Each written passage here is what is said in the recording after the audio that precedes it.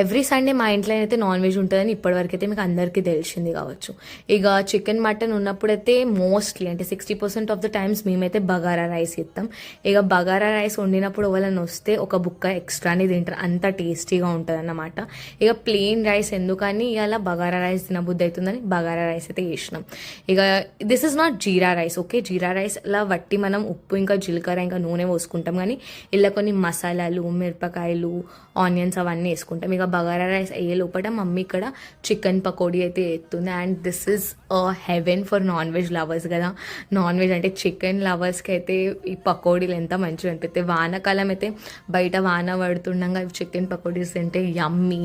ఇక ఇక్కడ చికెన్ పకోడీలు అయ్యే లోపటైతే ఇక్కడ మన bagara rice is ready. And this is so yum, బట్టికి కూడా తినేయచ్చు. ఇక chicken pakodi, bagara rice, chicken ఇవన్నీ కలుపుకొని తింటే ఆహా అద్భుతం.